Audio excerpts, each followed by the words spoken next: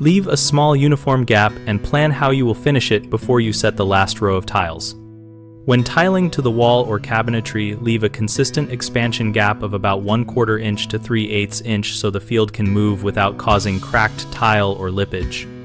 After adhesive cures, inspect the gap height and depth.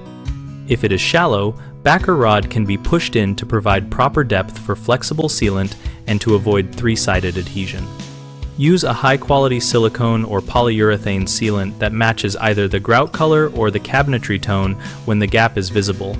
Apply with a small caulking gun, tool the bead with a wet finger or a caulk finishing tool to achieve a smooth concave profile, and wipe excess immediately with a cloth dampened with mineral spirits or soapy water depending on product.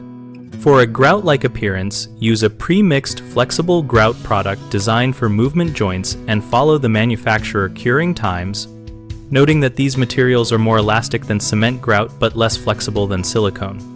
If aesthetics call for a rigid cover, install quarter-round, shoe molding, or a metal U-channel that hides the gap while allowing the tile to expand beneath the trim. Fasten trim into the substrate, not the tile.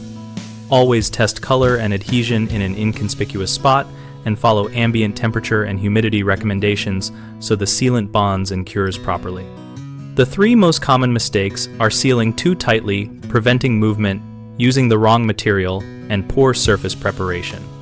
If you seal the joint with rigid cement grout, you will see cracks later, so choose a flexible silicone or polyurethane sealant or a flexible premixed grout and replace cement grout only where movement is negligible. Many people pick a sealant color that clashes, so match to grout or cabinetry by testing a small bead and allowing it to cure for true color.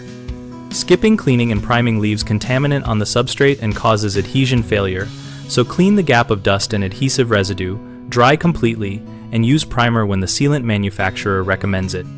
BigHomeProjects.com helps homeowners find trusted local contractors for finishing work like trim and flexible sealing, and it helps contractors connect with nearby projects that fit their skills. We also host a discussion community where we share tips, ask questions, and learn from others who have finished similar tile edge details.